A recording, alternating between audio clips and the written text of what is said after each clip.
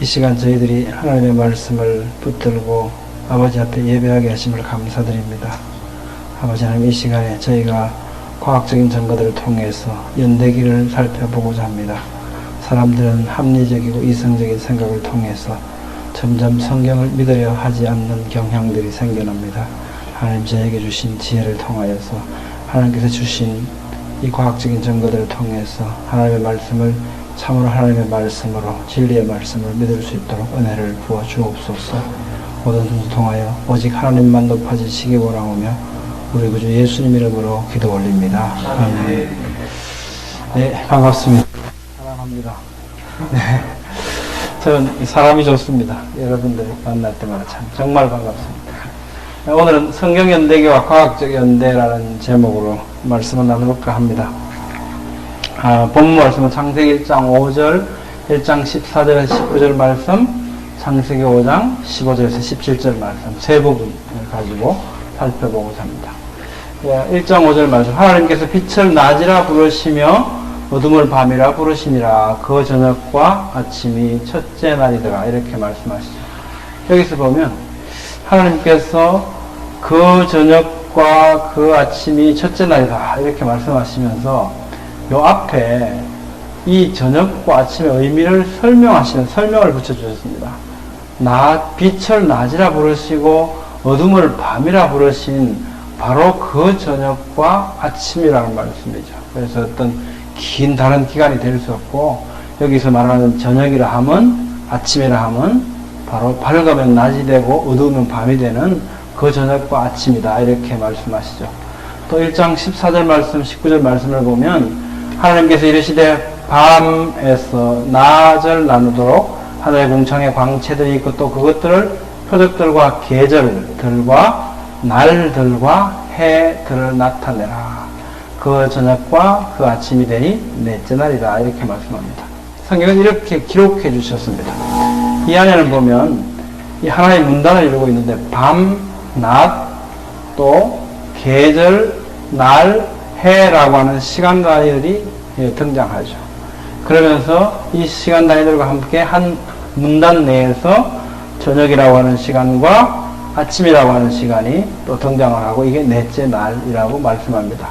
이 문단을 통해서 보더라도 우리는 이 저녁과 아침이 되고 넷째 날이라고 하는 이 날은 분명히 우리가 경험하는 일상적인 하루임을 잘 알 수 있습니다. 만약 이 넷째 날이라고 하는 이 날 단위를 다른 어떤 기간으로, 긴 기간으로 해석을 하려고 한다면 아마 앞에 있는 해, 날, 계절, 낮, 밤 모든 것들이 의미 전달이 되지 않을 겁니다. 아마 엉망으로 될 겁니다. 하나님께서는 의사 전달에 둔하신 분이 아니시죠. 우리가 오해하지 않도록 철저하게 배려를 해 주신 것 같습니다. 그 다음에 창세기 5장 15절에 17절 말씀을 보면 마할랄렐은 65년을 살며 야렛을 낳았고 야렛을 낳은 뒤 830년을 살며 아들, 딸들을 낳았더라. 마할랄렐의 전생에는 895년이었습니다. 주건이라고 말씀하고 있습니다. 이것도 하나의 문단을 이루고 있습니다. 마할랄렐이 895년을 살았다. 또 머드셀라가 969년을 살았다. 그게 정말 우리에게 정말 그 나이가 그 해수만큼을 의미할까? 라고 하는 의심을 하는 경우가 종종 있습니다. 왜냐하면 우리의 상식이 이걸 잘 그대로 문자적으로 믿기를 이렇게 잘 허락하지 않는 것 같습니다. 합리적인 사고들이. 근데 만약 895년을 어떤 그 당시에는 뭐 895개월을 895년이라고 895세라고 이렇게 셈하지 않았을까. 만약 이런 어떤 가정을 해본다면 65년을 살았다. 65세에 야렛을 낳았다라고 하는 이 말씀이 65개월 때 야렛을 낳았다가 되어버립니다. 이건 65세에 뭐 야렛을 낳았다. 이건 말이 안 되죠. 4살 때 임신해서 5살 때 아이를 낳았다. 말이 안 되죠. 결국 우리는 이 말씀은 정말 65년 그대로라고 받아들일 수밖에 없고요. 그렇다면 결국 895년도 그대로 문자적 의미로 수용할 수밖에 없습니다. 그렇지 않다면 이 성경 해석이 안 되죠. 문단의 의미가 전달되지 않습니다. 이 세 말씀을 통해서 보면 분명히 하나님께서 우리에게 주신 이 기록 가운데 창세기 1장의 하루는 우리가 경험하는 이 하루고요. 또 창세기 5장 11장에서 나타나는 우리가 상식적으로 볼 때 너무 길어 보이는 이 수명도 문자적으로 해석할 수밖에 없다는 겁니다. 성경은 분명히 우리한테 그걸 말씀합니다. 그래서 창세기 1장의 하루, 5장과 11장의 나이 연수는 문자적인 의미를 의미하는 것이 틀림없고요. 그렇다면 성경은 지구와 우주의 나이를 분명하게 말씀하고 있습니다. 우리는 또 다른 강의 시간을 통해서, 세미나 시간을 통해서 성경의 연대를 잘 계산해 본 적이 있습니다. 축약해 보면 결국은 오차범위 25년 이내로 지구 우주는 BC 4175년경에 창조되었다고 우리에게 분명히 말씀하고 있죠. 보시는 바와 같이 모든 우리 선조들의 이런 이 태어나고 돌아가신 연대가 BC 연대로 전부 이렇게 환산되어질 수 있을 만큼 자세하게 성경은 우리에게 기록해주고 있습니다. 예. 자, 그런데 정말 성경의 연대기를 받아들이기 힘들다. 지구와 우주의 나이가 지금부터 한 6200년 이거밖에 안 된다. 이게 정말 받아들이기 힘들다고 생각합니다. 아까 우리 수업 시간에, 강의 시간에 우리 목사님 교수님께서 우리 독립교회 안에 있는 또 이 형제들 가운데도 보니까 어떻게 해서 그렇게 고결하고 정직하고 선을 행하면서 살았던 다른 종교의 그런 위대해 보이는 그 사람들이 어떻게 지옥 간다는 게 말이 되는가? 이 얘기를 생각을 갖고 있다는 어떤 사람들 그렇다는 거죠. 근데 그분이 성경을 모르는 것이 아니고 성경을 알고 있음에도 불구하고 오직 예수님 외에는 길이 없다라고 하는 것을 알고 있음에도 불구하고 자신의 이성적인 생각은 그게 수용되지 않는 거죠. 성경이 문자적으로 그대로 믿어지지 않는다는 거죠. 예, 그게 가장 큰 문제인 것 같습니다. 우리가 성경이 기록된 것들을 믿어지기만 하면 아마 정말 행복하게 살 수 있고 아무 이상 없이 우리는 살 수 있을 겁니다. 이 세상은 아마 제대로 돌아갈 겁니다. 근데 성경에 있는 이 연대기, 지구와 우주의 나이가 6200년밖에 안 됐다 라고 하는 것을 받아들이기를 굉장히 힘들어 합니다. 근데 도대체 힘든 이유가 뭘까를 생각해 보면 이 시간에 모든 걸 할 수는 없겠죠. 크게 한번 카테고리를 정해봤습니다. 왜 성경의 연대기를 받아들이지 못하는 오늘날 사람들이? 아마도 방사성 탄소연대 측정법이라고 하는 것. 이런 것이 굉장히 과학적인 것 같고 맞는 것 같은데 이거 정말 지구 우주 나이가 오래됐다고 이야기하지 않는가? 또 방사성 동연소 연대 측정법이고요. 빅뱅 이론, 지천과 화석 이런 이야기다. 그리고 젊은 지구, 젊은 우주를 지지하는 과학적 증거들이 없다고 생각하는 경향들이 있는 것 같습니다. 그래서 성경은 그냥 성경이고 과학적으로 볼 때 이건 틀림없이 긴 우주 나이, 지구 나이를 지지한다. 이렇게 생각하는 경향들이 같습니다. 이것이 크게 제가 한 5가지로 분류를 해본 내용입니다. 이걸 자세히 볼 수는 없지만 이 주제에 대해서 잠깐씩 우리가 살펴보고자 합니다. 방사성 연대 측정법. 그래서 우리가 이해할 필요가 있는데요. 어렵지 않습니다. 우선 우리가 이게 어렵고 과학제대로 하는 거라고 생각하면 일단 이제 받아들이지 않죠. 근데 사실은 굉장히 간단하고 쉽습니다. 그래서 우리가 이걸 원리만 이해한다면 우리에게는 우리 요즘 코미디에 보면 그런 얘기도 나오죠. 전혀 얼토당토 안 하게 선생님한테 이렇게 와서 얘기하는 이런 것들 보면 우리 목사님들한테 직접 와서 얘기는 안 하지만 자기 학교에서 배운 이런 상식들 때문에 사실은 마음속으로 받아들이지 못하고 거부하는 경우가 많겠죠. 방사성 탄소 연대 측정법. 오늘날 대기 중에 탄소 14와 탄소 12의 조성 비율이 1대 1조의 비율로 존재합니다. 자, 그럼 탄소 14가 뭐냐, 12가 뭐냐 살펴보죠. 우리 대기 속에는 N14라고 하는 게 있습니다. 질소 14죠. 이게 정상적인 질소입니다. 근데 이 14라고 하는 이것은 질량값이라고 하는 여기는 7개의 양성자와 7개의 중성자가 있다는 얘기입니다. 그런데 우주로부터 방사선들이 들어오죠. 태양으로부터 들어옵니다. 어떻게 되냐면 중성자 하나가 N14 속에 잘 지정된 N14 속에 중성자 하나가 들어옵니다. 하나가 들어오게 되면 반면에 양성자 하나가 쫓겨납니다. 이렇게 되면 플러스 마이너스 하나 됐으니까 14는 그대로 유지됩니다. 그런데 내막을 보면 양성자가 하나 쫓겨나서 6개가 돼버리고 중성자가 하나 더 많아졌죠? 8개가 됩니다. 8개가.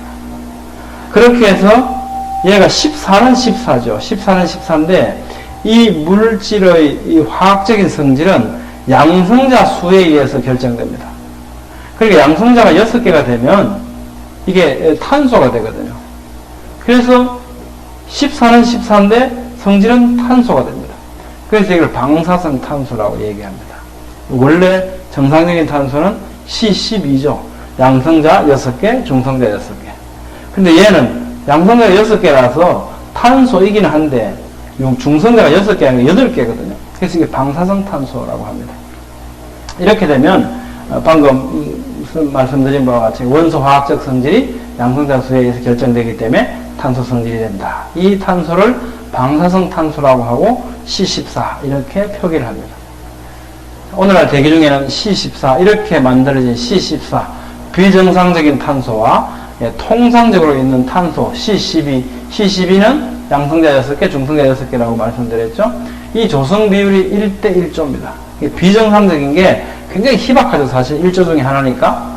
그런데 이렇게 대기 중에 이런 비율을 가지고 있으니까 호흡하는 동물들이나 또 탄소 동화를 하는 식물들이나 전부 이 비율로 축적이 됩니다. 그래서 우리 체내에도 1대 1조의 비율로 축적이 되어 있죠. 근데 이 생명체들이 죽으면 체내 C14는 원래 N14로부터 왔기 때문에 원래 모습으로 환원되기 시작합니다. 이렇게 환원되기 시작하는데 이 환원되는 반감기가 5730년이라고 하는 겁니다. 이제 이렇게 생각할 수 있겠죠? 어떤 땅 속에서 어떤 시료를 채취했습니다. 그런데 그 비율을 조사해 보니까 이게 정상적인 탄소 2조 중에 비정상적인 탄소인 방사성 탄소가 하나 있더라. 그럼 1대 2조죠. 1대 2조. 그러면 대기 중에는 원래 1대 1조인데 지금 1대 2조로 바뀌어져 있다는 겁니다. 그럼 반감기가 한 번 지난 거죠. 한 번 지난 겁니다. 그럼 얼마 됐습니까? 5730년 됐다라는 거죠. 이게 바로 방사성 탄소를 이용한 연대 측정법입니다. 그렇게 해서 그러면 우리 현대과학이 어디까지 측정할 수 있냐면 1조대 1이니까 1조대 1이니까 굉장히 희박하지 않습니까? 그것을 1로 봤을 때 그것에 비해서 지금 현재 우리가 측정할 수 있는 과학적 수준은 0.001%까지만 측정이 됩니다. 여기서 100%는 뭡니까? 1조대 1이 100%죠. 1이죠. 근데 그것에 비해서 0.001%까지만 측정이 됩니다. 그러면 이제 처음에 반감기가 한 번 지나면 50% 되겠죠. 두 번 지나면 25%가 이렇게 점점 줄어서 반감기가 해서 0.001%까지 되면 그때까지 측정이 되는데 이거보다 더 작아지면 측정이 안 됩니다. 지금 현대과학 기술로는. 그럼 우리가 측정할 수 있는 최저치인 0.001%가 되었을 때 반감기를 계산해보면 이건 95,000년 정도 되었다는 겁니다. 이것은 95,000년보다 더 오래된 시료에 대해서는 측정이 안 된다는 거죠. 근데 이 말은 이런 겁니다. 어떤 시료를 오래됐다고 하는데 이걸 갖고 측정을 해보니까 측정이 되더라. 이 이야기는 10만 년을 넘지 않았다는 거죠. 10만 년을 넘어버리면 너무 비율이 희박해서 측정이 안 되는, 일단 측정이 된다 그러면 10만 년이 안 된 겁니다. 2005년도에 이제 레이트 프로젝트라고 해서 이런 그 연대 측정에 대해서 결과 보고를 하고 있는 모습인데요. 미국의 펜실바니아 주립대학에는 미국의 에너지국의 석탄 샘플 은행이 있어요. 석탄 샘플 은행. 이 석탄 샘플 은행으로부터 시료들을 쭉 이제 얻었습니다. 10개의 석탄 샘플을 채취를 했죠. 우리가 땅에서 그냥 우리가 무작위로 가져오면 이게 객관성이 없으니까 객관성을 얻기 위해서 미 에너지부에 있는 이런 콜 샘플 뱅크로부터 이렇게 공인된 것을 샘플을 가지고 와서 이걸 이제 C14 측정을 해본 겁니다. 근데 내용이 이제 한글로 좀 보기 좋게 변환하고 이렇습니다. 지금까지 어떻게 알아지냐? 이 10개의 시료들은 그 중에 4개는 약 3억 년 되었다. 고생대 지층에서 나온 거고요. 그 중에 3개는 중생대 지층에서 나온 겁니다. 그 중에 3개는 신생대 지층입니다. 지금까지 알려진 진화론적인 연대에 의하면 이건 뭐 한 5천만 년 되었다. 이건 한 1억 년 되었다. 이건 한 3억 년 되었다는 거죠. 그런데 우리가 연대 측정을, C14 연대 측정을 해보니까 어떻습니까? 전부 다 측정이 되죠. 예. 0.001%까지만 측정이 되는데 그거보다 훨씬 더 높습니다, 지금. 0.001%일 경우에 이게 95,000원 정도가 되거든요. 근데 그보다 훨씬 높은 비율로 이렇게 측정이 되는 겁니다.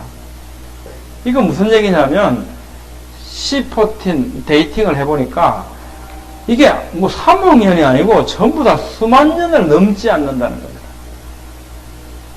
그러니까 처음에는 사람들이 이 C14이라고 하는 연대 측정법 이걸 가지고 지구 연대를 측정할 엄두를 못 냈습니다. 왜냐하면 10만 년만 넘어가면 측정이 안 되니까 이 시계는. 그런데 실제로 해보니까 전부 측정이 되는 겁니다. 지금까지 3억 년 전이라고 그랬는데 그게 아니고 몇만 년 안 된다는 겁니다. 아무리 깊은 지층이 내려가도. 예. 이들 평균치죠. 평균치를 해보면 이제 환산해보면 한 이 정도 됩니다. 이게 한 5만 년 정도 되죠. 평균치가. 그러니까 실제로 1억 8,900만 년 전 지층에서 나왔다라고 하는 이런 주라기 지층에 있는 화면에서 보이는 바로 이 실제 이 화석입니다. 이걸 가지고 이 화석나무를 가지고 방사성 연대 측정을 하니까 24,000년밖에 안 됐다 이렇게 나옵니다. 그러니까 사실은 1억 년 이런 세월은 없는 겁니다. 예. 과학적으로 없는 겁니다. 지금 제가 말씀드린 것은 일단 과학적인 연대 측정이죠. 우리는 과학적인 연대 측정을 하면 굉장히 오래될 거라고 생각을 하거든요. 근데 실제로 해보니까 오래되지 않는다는 겁니다. 이건 또 이제 오스트리아에서 채취된 건데 2억 5천만 년 전 지층으로 알려진 거기서 있는 화석나무입니다. 이게 실제 그 화석나무고요. 이걸 데이팅을 하니까 33,700년밖에 안 됐다는 겁니다. 사실 우리의 고민은 여기에 있는 게 아니고 왜 이렇게 오래 나오냐는 겁니다. 지구와 우주의 나이는 6,200년밖에 안 됐거든요. 근데 그보다 더 오래 나오면 안 됩니다, 사실은. 원래 정답은. 그런데 진화론자들이 볼 때는 이게 턱없이 짧게 나왔다고 생각하지만 우리가 성경을 기준으로 해볼 때는 너무 길게 나와서 이게 문제죠. 이유가 있죠. 그 외에도 굉장히 많은 데이팅된 내용들이 있습니다. 진화론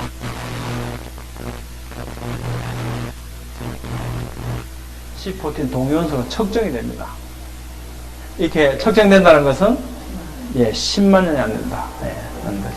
측정 다 됩니다. 6개 다이아몬드 다 되죠.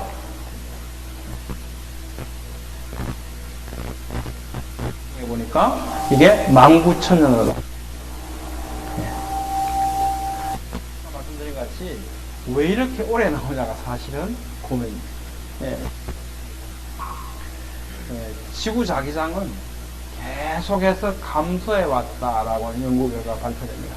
미국 텍사스 대학의 반스 박사팀이 160년 동안 지구 자장 붕괴 속도를 연구를 해보니까 이 지구 자장의 반감기가 1400년이라고 하는 통계를 얻게 됩니다. 지금 있는 이 지구 자기장의 기능은 많죠. 뭐 우주로부터 또 태양풍으로부터 방사선 물질들이 많이 빔들이 들어오는데 이 가스 빔들을 보호해 주는 거죠. 보호해줘서 생태계가 유지될 수 있도록 하고요. 또 하나는 예를 들면 N극에서 이 자극의 이런 방향성을 없애버리면 씨앗이 싹을 못 냅니다. 그래서 그 원리를 이용해서 컬티베이션, 조직 배양을 만들어내기도 하죠. 우리가 할 수 없는 굉장히 이런 이 기능들을 하고 있습니다. 그러니까 1400년 전에는 지구 자기장이 지금보다 2배로 강했다. 2800년 전에는 4배로 강했다는 겁니다. 자, 지구 자기장이 강하면 우주로부터 방사선들이 잘 못 들어오죠.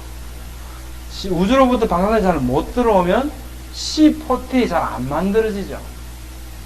그렇다면 지금 우리 현재 대기 속에는 C14이 C12에 비해서 1조개 중에 하나가 존재했다는 거예요. 이 비율을 존재했다. 근데 지구 자기장이 더 강하면 어떻게 되겠습니까? 1조개 중에 하나도 안 만들어진다는 겁니다. 2조개 중에 하나 만들어질 수 있고 4조개 중에 하나 만들어질 수 있고 굉장히 만들어지는 비율이 적어진다는 거죠. 방사선이 못 들어오니까. 그러면 이 반스 박사팀이 조사한 것처럼 과거에는 지구 자기장이 강했다라고 하는 것은 그 대기 중에 C14이 굉장히 만들어지기 더 힘들었다는 겁니다. 그 당시에는 사실은 4조개 중에 하나 이 비율로 밖에 안 됐을 수도 있고, 8조개 중에 하나의 비율로밖에 안 될 수도 있습니다. 그런데 이것은 땅 속에 있는 우리가 아까 우리 보여드린 바와 마찬가지로 이 화석 시료를 가지고 C14 데이팅을 하니까 예를 들어서는 2만 년이 나왔다. 이 얘기는 뭡니까? 1조대 1의 비율을 지금 기준으로 했을 때 반감기 계산하니까 뭐 2만 년 되었다는 거죠. 근데 사실은 그때는 지금 이렇게 비율이 아니고 반감기 여러 번 지나서가 아니고 원래부터 C14이 굉장히 희박했다라고 하면 사실은 그렇게 2만 년 이렇게 오래된 것이 아니라는 거죠. 또 하나 이제 우리가 궁창 위에 물청이 있었다는 걸 잘 알고 있지 않습니까? 노아홍수 때 우리가 이런 얘기들 좀 많이 했죠. 근데 궁창 위에 물청이 있었다. 궁창 위에 물청, 노아홍수 때 쏟아진 그 물청이 그 이전까지 존재하고 있었기 때문에 궁창 위에 물청이 있을 때는 틀림없이 대기 중에는 방사선들이 덜 들어왔죠. 그 당시에 있다가 묻혀진 이런 시료들은 그 당시에는 C14이 굉장히 희박했다. 근데 그것도 마찬가지로 이걸 고려하지 않고 오늘날 1조대 1의 비율로 이 시료를 측정하니까 수만 년 오래된 것으로 보인다는 거죠. 사실은 그게 아니고 방사선들이 덜 들어갔기 때문에 원래 C14이 희박했다. 그래서 그렇게 수만 년 된 것이 아니라는 거죠. 두 가지입니다. 정리해보면 이렇습니다. 수억 년 되었다고 주장되어 왔던 깊은 지층 속에 있는 석탄 시료에서도 방사성 탄소가 측정된다. 현대 측정 결과는 수만 년 이내라는 거죠. 자, 수만 년이라는 측정치는 현 1조를 기준으로 산출한 겁니다. 근데 과거에 강했던 지구자기장과 궁창 위 물청의 존재는 C14의 형성을 억제해서 당시 대기 중에 훨씬 낮은 비율로 존재했을 겁니다. 이것이 오늘날 마치 더 오래된 것처럼 보이게 하는 영향을 준다는 거죠. 그러니까 실제로는 그보다 훨씬 더 젊다는 거죠. 이것이 바로 실제로 C14 데이팅을 하면 지구 우주 나이가 6,200년밖에 안 된다는데 왜 이렇게 수만 년이 나오지? 라고 하는 영향에 대한 원인에 해당이 되거든요. 자, 방사성 동위원소, C14 말로 방사성 동위원소 연대 측정법을 잠깐 살펴보고자 합니다. 우리가 긴 연대를 계산할 때 지금까지 4가지 정도 방법들을 동원해 왔습니다. 다 뭐, 이 원리는 같습니다. 원리는. 어떤, 방사성 물질이 있으면 이게 세월이 가면 이렇게 변하더라는 거죠. 변하더라. 예를 들면 우라늄 238 반감기가 45년. 이 말은 45년 후에 보면 반이 우라늄이 되어 있고 반은 나보로 되어 있더라. 또 45년이 한 번 더 지나면 이 중에 25% 반의 25%죠. 25%가 또 우라늄이 되고 나머지는 남고 나머지는 전부 납이 되어 있다. 이거죠. 이게 이제 바로 반감기라는 거지 않습니까? 반으로 줄어드는데 걸리는 시간이 일정하더라. 이렇게 반감기를 가지고 있다. 그래서 이 우라늄 238의 반감기가 45년이다. 어떤 우라늄 덩어리를 이렇게 채취했습니다. 땅속에서 보니까 이 중에 25%가 우라늄이고 75%는 납이구나. 그럼 반감기가 2번 지났다. 반감기가 2번 지나서 몇 년 지났습니까? 90억 년이 지났답니다. 90억. 근데 이제 여기에는 사실은 굉장히 오류가 숨어 있을 수 있습니다. 이게 처음에 이게 100% 전부 우라늄이었는지 아닌지 아무도 본 사람이 없죠. 그리고 정말 반감기가 우리가 지금 이 대기 조건 속에서 우리가 측정하고 있는 것처럼 처음부터 지금까지 반감기가 45억 년 이게 유지되어 왔을까? 어떤 환경 변화 속에서. 이것도 사실 알 수 없는 거죠. 근데 그런 것들 실제로 방사성 동위원소 연대 측정법 이렇게 하는 굉장히 과학적인 방법이고 이게 굉장히 합리적이고 우리에게 어떤 진실을 말해주는 것처럼 이렇게 생각하기 쉽습니다. 왜냐하면 잘 모르겠거든요. 방사성 동위원소 연대 측정법 저거는 훌륭한 과학자들이 하는 거야. 나는 그거 잘 몰라 라는 거죠. 내 말을 보면 정말 우습습니다. 이게 이제 이건데요. 우선 이제 좀 복잡해 보이면 복잡하지 않습니다. 3가지로 매니, 포타슘 아르곤, 옛날에 칼륨 아르곤이라고 불렸죠. 칼륨 아르곤 모델, 이런 어떤 이 시계를 이용해서 6번을 측정을 했습니다. 한 시료에 대해서 6번을 측정하니까 그 측정 결과가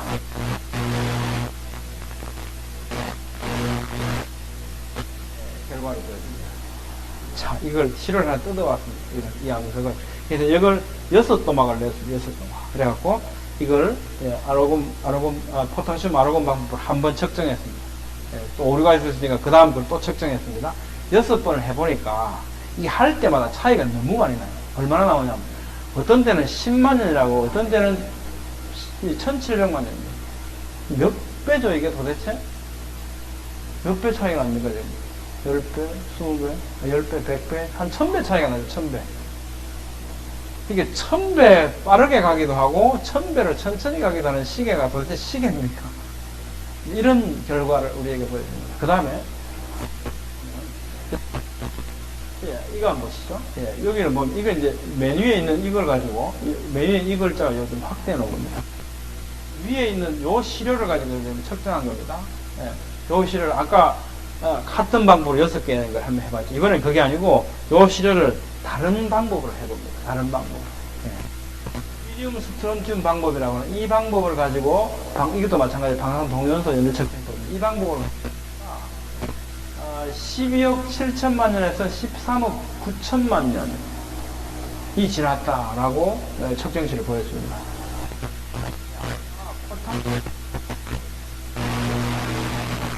그런데 이번에는 13억 9천만 년이래? 라는 거죠. 이 차이가 10배, 100배가 아니고 도대체 이게 몇만 배, 몇십만 배죠, 차이가. 만약 방사선 그래도 믿을만 하려면 뭐 오차 범위가 뭐 몇십 배, 몇백 배 정도까지 우리 아마 그래도 막 수용을 해볼 수 있다고 생각해보죠. 근데 이건 그게 아니고 너무 심하죠. 요즘 뭐 코미디에게 너무 뭐 이렇게 얘기하는데 정말 너무 심하죠. 도대체 이게 시계로서 기능하기 곤란하죠. 자, 두 방법에 따라 이 밑에 있는 지층에 있는 얘 시료하고 이 위에 있는 시료를 측정을 해보면 이제 세 번째죠. 이거 보면 이게 9억 8천만 년 내지는 11억 년 정도 되죠. 11억 년. 자, 리비디움 스트론튬 방법이죠. 자, 위에 있는 거, 요 있는 거 리비디움 스트론튬 같은 방법입니다. 이걸 갖고 하니까 12억 7천만 년에서 13억 9천만 년이 나오죠. 자, 같은 방법을 갖고 있습니다. 어디 어느 걸 갖고 위에 있는 애하고 이 밑에 있는 애. 밑에 있는 애가 훨씬 젊죠. 정말 아주 오래됐을 것이 이건 얼마 안 된 것 이렇게 나와야 되겠죠. 근데 그게 아니고 위에 있는 애는 뭐 13억 9천만 년 됐습니다. 그런데 이 깊은 땅 속에 있는 애는 11억 년밖에 안 됐습니다. 이게 동위원소 연대 측정법으로 측정한 신상입니다. 이게 굉장히 과학적인 것처럼 우리한테 알려져서 미혹하게 합니다. 문제점들을 굉장히 많이 밝혀냈습니다. 레이트는 짧게 설명을 드리면 뭐 미국 세계 창조과학 기관에서 연합회 세 개의 기관들이죠. 여기 보니까 아까 말씀드린 거와 아까 마찬가지로 밑에 있는 게 나이가 훨씬 젊게 나온다. 이게 정말 이상한 일이야. 왜 이렇게 나올까라는 건데. 이게 연대조사가 아니고 성분 비율 조사밖에 안 된다. 도대체 연대하고는 연관시킬 수가 없다는 거예요. 실제로 이제 모순된 방사선 동위원소 연대 측정치들 보면 하와이에서 용암이 이제 쏟아져 나왔다. 이게 AD 1800에 1800에 우리가 역사적으로 잘 알고 있는 사건입니다. 우리가 한 2년 이게 보니까 뭐 160만 년 됐다 이렇게 나옵니다. 방사선 동위원소 측정법을 해보니까 정말 기가 막히죠. 전부 다 같은 내용들 전혀 맞지 않아요. 1986년 세인트 헬렌산 화산에 용암돔이 형성됐다. 근데 이걸 1997년 11년 후죠. 11년이 지나고 나서 이 시료를 11년 연대 측정을 해보니까 50만 년 내지 300만 년 산출됩니다. 이게 바로 방사선 동위원소 연대 측정법의 실상입니다. 자, 그래서 보니까 이게 아까 쭉 설명드렸습니다만 다시 한번 이제 각 지역별로 보면요. 각 방법에 따라서 이 뭐 다 다르게 나오죠. 나이가. 방사선 연대 측정법이 정말 리저너블하게 우리가 받아들이려면 비슷하게 나와요. 어떤 방법을 하든지. 방법마다 다르다는 것은 어떤 것도 믿을 수 없다. 이런 같은 얘기입니다. 곳곳에서 다 해봤는데 다 다릅니다. 다 달라요. 왜 이럴까? 근데 분명히 반감기가 있는 건 사실인 것 같다는 거죠. 그 왜 이렇게 연대 측정이 다른가? 그러니까 해석이 필요하죠. 무조건 틀렸다는 것이 아니라 해석이 필요하다. 이 해석의 결과가 보면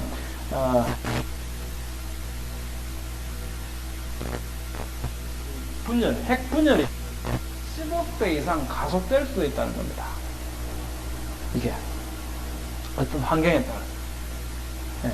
특히 이제 플리즈마 상태라고 하는데 우리가 뭐 간략히 만약에 설명을 드린다면 원자라는 구조가 원자 핵이 있고 그 안에 이제 원자 핵은 양성자와 중성자가 결합된 거죠. 그 위에 프리 일렉트로닉스라고 해서 자유전자가 돌고 있다 이렇게 알고 있습니다. 근데 이게 붙어 있는 힘이 이제 핵력이죠, 핵력.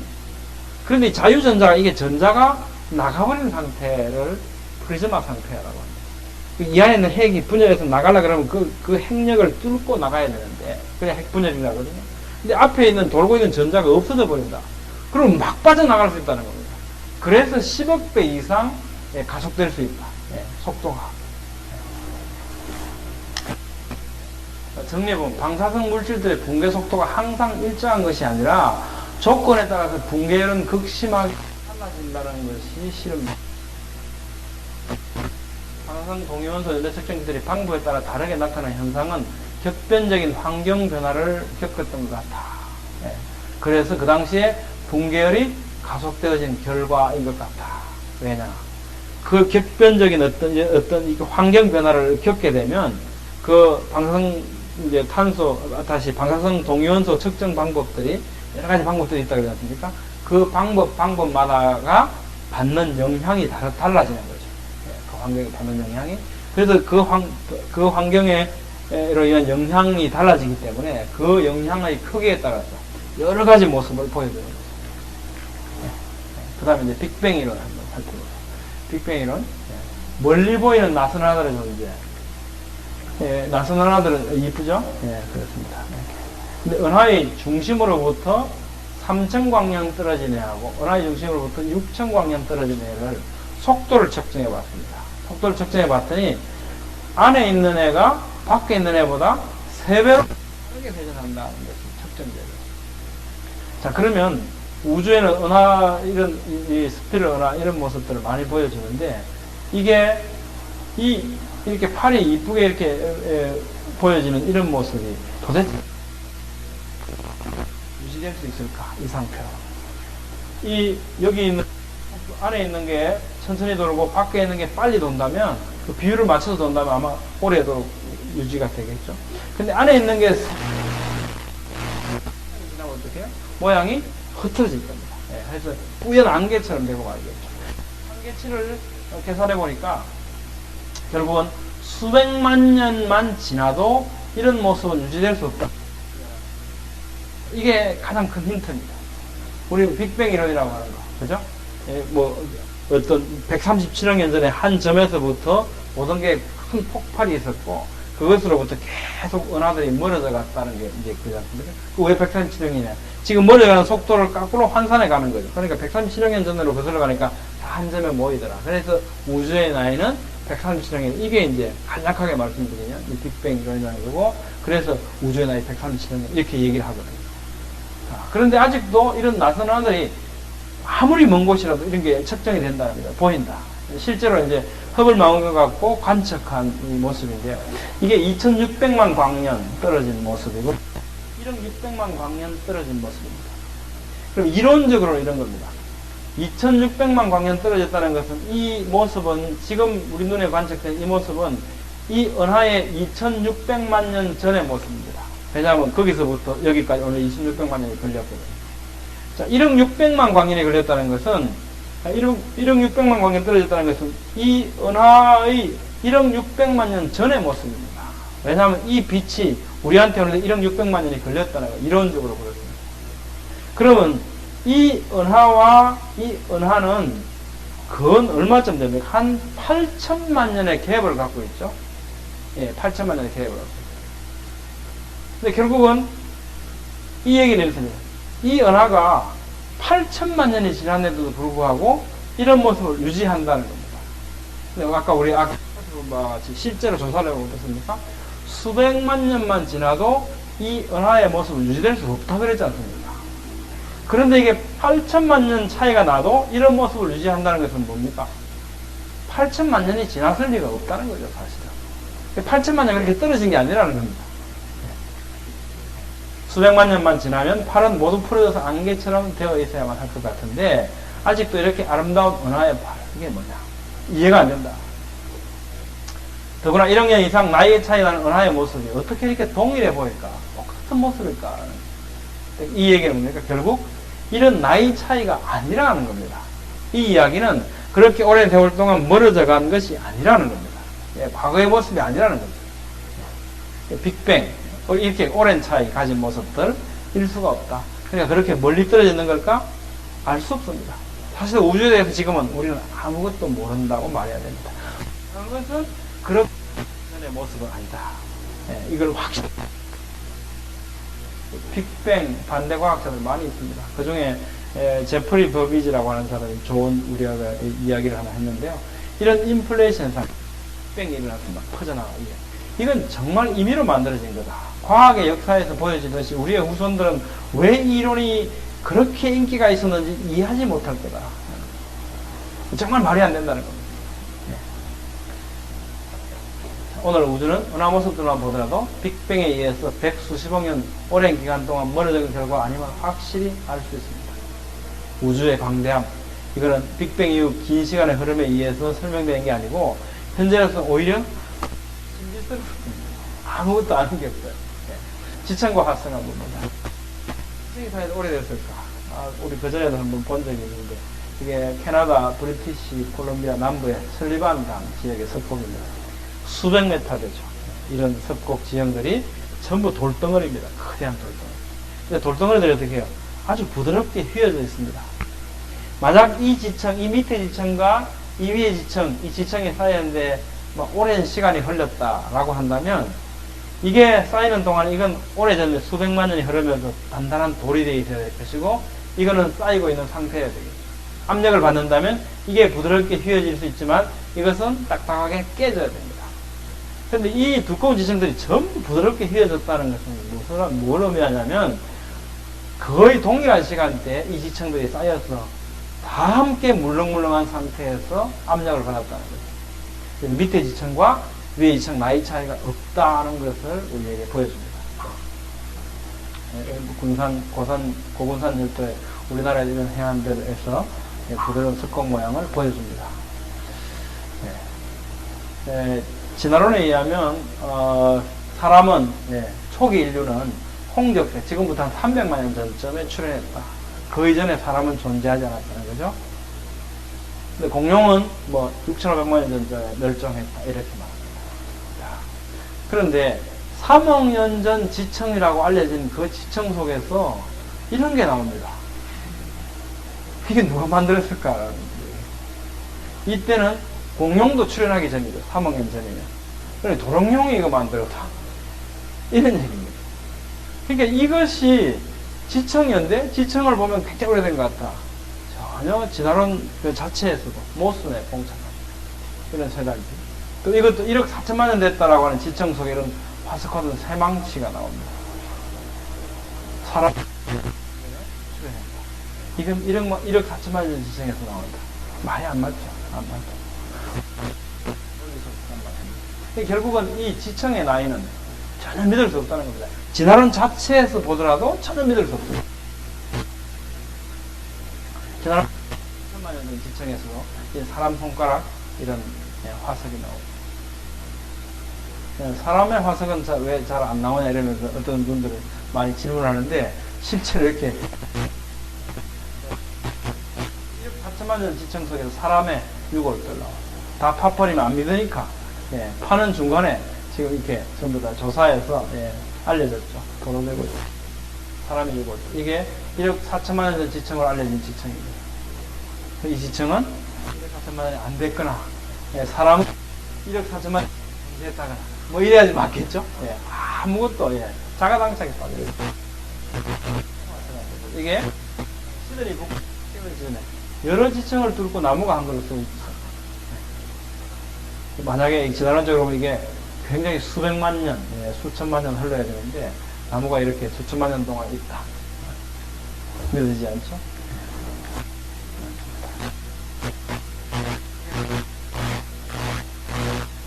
지층을 관통하고 있는 나무화석, 이것은 지층이 쌓이는데 그렇게 수백만 년 수치만 오래되지 않아요. 해저연자는 공룡화석도 재밌습니다. 이 공룡화석, 이 부리가 여러 지층을 뚫고 있습니다. 이 100만 년 동안 이게 쌓였다, 이렇게. 예. 이게 100만 년 동안 이러고 있었다. 말이 안 되죠. 맞지 않습니다. 지층은 굉장히, 나뭇잎 하나도 여러 지층을 관통하고 있는 것도 있습니다. 예. 지층은 오랜 시간 의미하고, 여기가 이제, 캘리포니아고요. 여기 오레곤주고 워싱턴주입니다. 여기 보면 세인트 헬렌스 산이라고 하는 산인데, 이 산에서 화산 폭발했던 적이 있습니다. 지금 또 가끔 폭발을 1980년 5월 18일 화산 폭발한다고 사람들한테 알려졌습니다. 막 사진 찍는다고 나왔죠. 예. 열심히 있는 과학자들은 더 가까이서 연구하다 5명이 죽습니다. 예. 이 사람들 머리서 사진 찍고 있죠. 이 결과. 요 중에서 지층만 말씀을 드리면, 이 지층이 사실은 하루 만에 쌓인 지층입니다. 이 지층 세등분대 있죠? 세등분대 있죠. 바람력이 있죠. 하단 3분의 1, 요거 의미하죠? 요거는 1980년 5월 18일 오후에 형성됐습니다. 그 다음에 있는 지층, 요만큼은, 6월 12일 날, 요만큼, 하루 만에 이만큼 울컥 형성되었습니다. 그리고 위에는 상층, 3분의 1, 요거는 한 2년 지나고 82년 3월 19일 날 하루 만에 이만큼 형성되었습니다. 지층은 이렇게 형성되는 게 아니고, 울컥 이렇게 형성돼요. 1980년 6월 12일 날 후폭발 후에 3시간 만에 이만큼의 지층이 쌓여있습니다. 이 지층은 오랜 세월을 의미하지 않습니다. 화석은 그럼 오래됐을까? 이 르클레르라고 하는 사람이 성경연대에 대해서 이게 좀 의심이 간다 그러면서 17세기에 과학자들이 성경연대를 뒤엎고 과학적 연대를 주장하기 시작하죠. 그때 이 사람들은 가장 이렇게 그런 성경을 못 믿겠다, 연대를 못 믿겠다라고 했던 가장 결정적인 게 뭐냐면 이 화석이었습니다. 화석. 어떻게 화석이 한 6,000년 만에 이렇게 돌이 될 수 있을까? 돌이 되는데 굉장히 오랜 세월이 걸렸을 거야. 이런 생각을 했던 겁니다. 근데 거꾸로 생각하면 정말 그건 말이 안 되는 거죠. 이 물고기 아닙니까? 제가 집에 갖고 있는 제 화석인데 물고기 얼마나 선명합니까? 이게 땅속에 묻혀서 1년 되면 어떻게 되겠습니까? 썩죠. 썩으면 이런 선명한 모양이 남을 수가 없지 않습니까? 이렇게 선명하게 남아있습니다. 이 얘기는 뭐냐면 화석화가 굉장히 빨리 일어났다는 겁니다. 빨리 일어났다. 이게 뭐 몇백 년이 걸리면 도대체 이런 모양 남을 수 없어요. 나무 화석이래요. 공룡심장입니다. 공룡심장. 이게 해파리죠, 해파리. 해파리가 땅에 묻혔습니다. 흙에 묻혔습니다. 한 달이 지났다? 이거 어떻게 되겠습니까? 이 모양 유지될 수가 없죠. 네, 없어집니다. 해파리는 묻히자 말자 화석화 과정이 진행되기 시작했습니다. 화석이 되었다는 것은 굉장히 빨리 진행되었다는 것을 의미하지 이게 결코 오랜 시간을 의미하죠. 오래되었다면 이런 모습을 유지될 수 없죠. 네. 화석생물. 그러니까 화석으로 발견된다고 해서 수백만 년, 수천만 이렇게 오래된 건 아니라는 거죠. 화석에는 얼마나 오래 걸릴까? 부패해서 모양을 내버리지 않는다. 실제로 실험을 해도 이런 실험들이 나옵니다. 적석에서 석화목 만드는 방법. 또 이제 나중에 한번 참고해 보시고요. 이 북대서양, 북서태평양 국립실험실이라고 하는 데가 있는데, 여기 보면 이 사람들이 실험을 했습니다. 5일 만에 나무 조각을 구해온다, 2일 동안 산욕조에 담가둔다, 2일 동안 규소용액에 담가둔다. 4일 지났죠? 공기 중에 세계를 말린다. 그리고 아르곤, 화로, 환해산이 나온다. 그렇게 해서 1400도 실로 2시간 동안 처리를 하고, 그리고 아르곤 내에서 실온으로 이제 냉각을 합니다. 지금 5일 지났습니다. 5일째입니다. 5일째. 이렇게 해서 딱 꺼내면, 완전히 이 나무는 돌덩어리가 되어 있다는 거예요. 왜 그러냐. 이런 산욕조 속에 들어갔다가 규소용액. 규소는 우리가 쉽게 생각하면 SiO2는 유리성, 이게 SiO2. 이게 섬에 들어가요. 한마디로 시멘트 물에다가 이 넥타이를 적셔두면 하면 이 넥타이에 있는 섬유조직들은 전부 다 부패해서 없어져 버리고 시멘트 성분만 그대로 남겠죠. 단단한 시멘트 넥타이가 되는 원리하고 똑같습니다. 오래되지 않습니다. 실제로 일본에서 실험을 해보면 한 4, 5년 후에 한 38.1%가 습화되고 있는 모습을 보여요. 이걸 이제 온천에다가, 자연 온천에다가 심어놔서 파일을 박았어요. 실제 이런 화석이 되는 건 보시는 바와 같이 이렇게 소세지, 모자, 밀가루 포대, 다 돌베개. 왜? 이거는, 이렇게, 열과 압력 이런 게 아니고, 바로 그 광물질에 적셔졌을 때, 돌이 된다. 관찰 결과 보면, 그 비매몰 내에서 교결 물질, 이게 유입되면 짧은 시간 내에 형성되는 거다. 오래되는 거 아니다. 젊은 지구, 젊은 우주를 가리키는 과학적 증거들도 있는가. 마지막 이제 테마인데요. 지구 요만하죠? 목성, 토성 다 큽니다. 수성은 굉장히 적습니다. 수성은 굉장히 적습니다. 2004년 2월 10일 네이처지에 보면 수성은 굉장히 작기 때문에 행성이 형성된 후에 빠르게 내려갔을 거예요. 이 얘기는 무슨 얘기냐 이런 겁니다. 뭔가 태양으로부터 떨어져 나왔다라고 하는 지나론적인 생각을 가지고 있습니다. 그러면 지구는 이 정도 크니까 그래도 식는데 아직도 밖에는 식었는데 안에는 뜨거운 게 남아있다. 달, 그 다음에 수성 이런 애들은 단단하게 굳어졌다. 왜냐? 조그마니까 덩치가 금방 식었다는 거죠. 우주의 평균 온도는 영하 270도씨니까 식었다. 이 수성 속에도 보니까 핵 바깥 자기장을 생성하는 발전기는 오래전에 멈춰서야 하는데 아직도 자기장이 발생되고 있더라. 이 얘기는 45년 이렇게 오래되잖아요. 이렇게 오래됐다면 이럴 수가 없다. 목성의 위성인 가니메데, 이오, 유로파 이런 데서 전부 자기장이 발생됩니다. 우리 같으면 이제 달 같은 거 이런 거죠. 단단하게 이게 단단하게 식어져 버려야 된다는 것은 자기장이 발생된다는 건 뭐냐면 밖에는 단단한데 안에는 액체 상태라는 거죠. 그리고 그 안에 코어가 있고 핵 어떤 게 있고. 그래서 이게 회전을 하니까 바깥에 도는 속도하고 안에 도는 속도가 다른 거죠. 그래서 이게 다이내모 효과 때문에 전기가 생기고 그래서 자기장이 발생하거든요. 근데 만약 단단하게 식어버렸다면 어떻겠습니까? 안에가 전부 다 고체화되니까 자기장이 발생해서는 안 된다는 거죠. 아직도 자기장이 발생한다는 것은 안 식고 안에가 뜨겁다는 얘기고요. 그렇다면 그건 식을 만큼 오랜 시간에 안 걸렸다, 안 지났다는 거죠. 이게 이제 과학자들이 내놓는 그렇게 오래 안 됐다. 천왕성, 해왕성 보니까 이거 그렇게 오래 안 됐다. 이거 수천 년밖에 안 됐다. 태양계 나이가. 만약 더 오래됐다면 이런 애들한테서 자기장이 발생될 수 없다. 태양계 혜성에도 이제 이 혜성은 이제 타면서 꼬리를 내지 않습니까? 타면서. 그러면 지금도 막 타고 있죠. 이 타는 속도를 계산해 보면 과거로 거슬러 올라갈수록 덜 탔기 때문에 더 큰 모습으로 남아있어야 됩니다. 크게. 지금도 크고. 그래서 이게 계속 이제 지금 타는 속도를 역산해서 거꾸로 이제 올라가 봅니다. 그래 가보면 혜성은 10만 년 이상 존재하기 힘듭니다. 왜냐하면 태양계 쪽으로 많은 혜성들이 지나가거든요. 근데 이 혜성이 10만 년만 더 거슬러 올라가면 태양보다 더 커버리는 겁니다. 그리고 태양계는 유지될 수 없습니다. 태양이 흔들려 버리니까. 그래서 이 혜성들의 존재를 보면 이 태양계는 도저히 10만 년 이상 넘을 수가 없다. 말이 안 된다. 헨리 혜성을 보면 2만 년 이내에 앞으로 사라질 거라 그러는데 이거는 헨리 혜성을 보면 1만 년 이내의 태양계 나이가 잘 일치한다는 거예요. 만약 1만 년보다 더 되었다면 태양계가 이 헨리 혜성이 너무 커서 태양계가 유지될 수 없다는 거예요. 그게 지나가면 태양도 흔들리고 위성들도 전부 빨려 들어가 버립니다.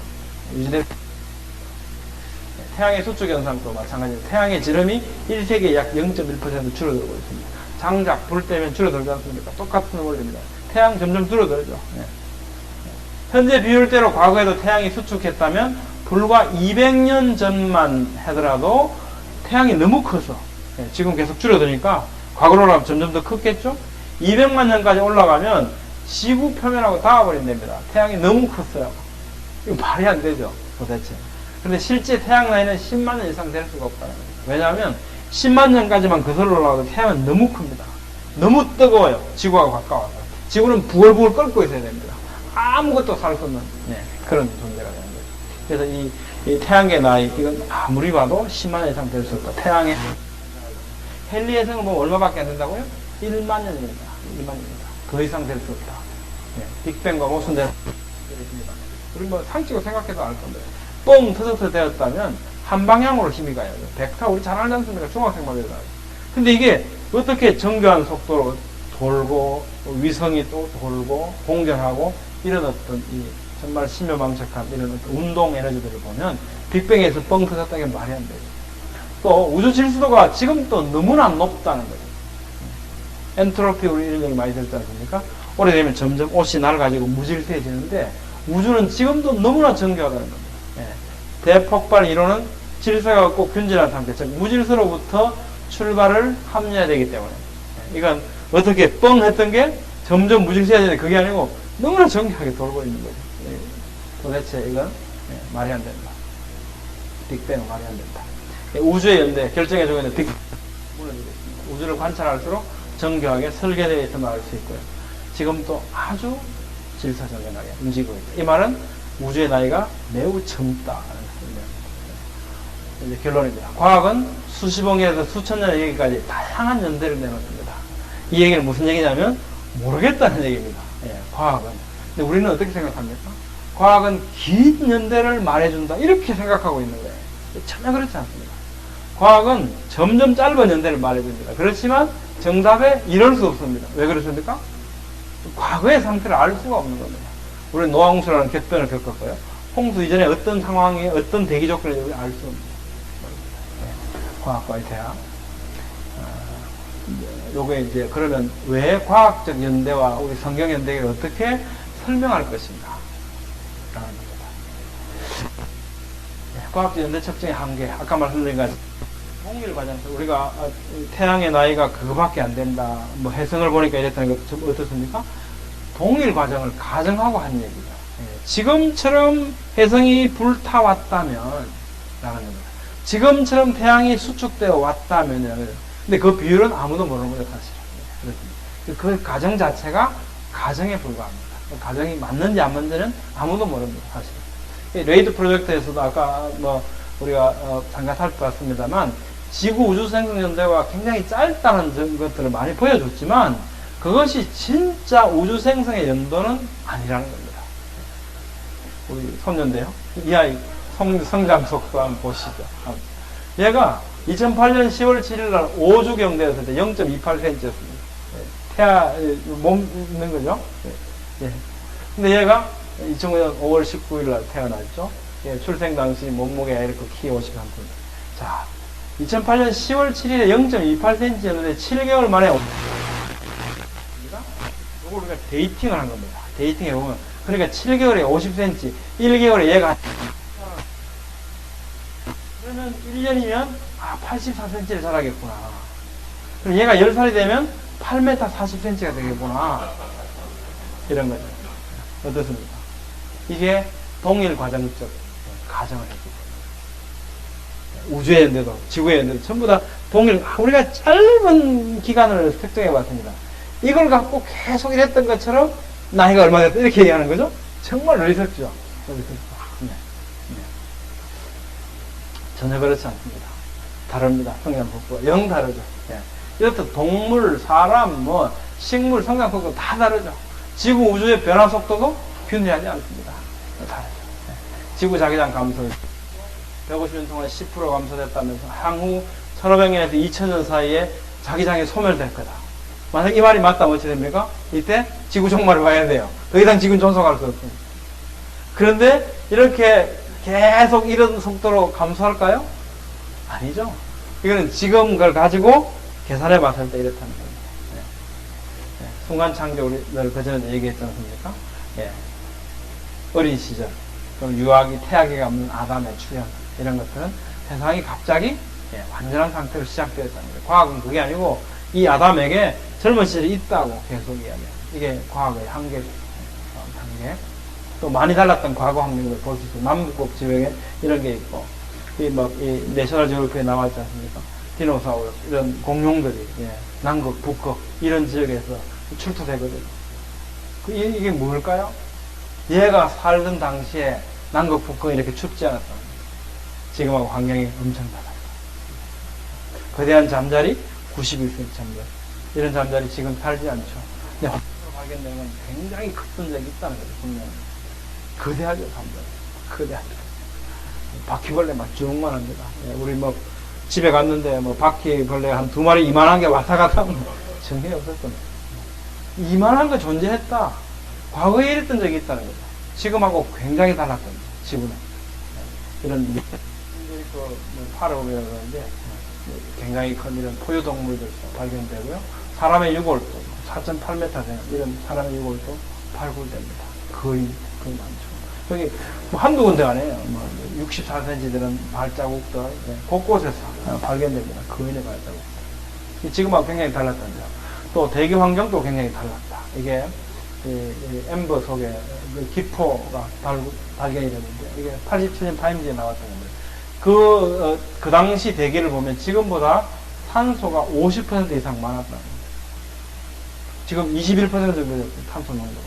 근데 그때는 32% 정도예요. 이렇게 되려면 어떻게 되겠습니까?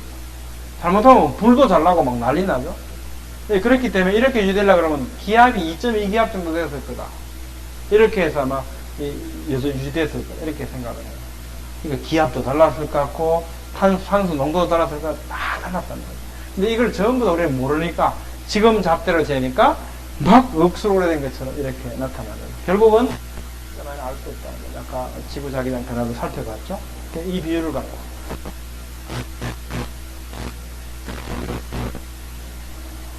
이게 실제 나이와 극복의 나이의 차이죠. 실제 나이, 극복의 나이.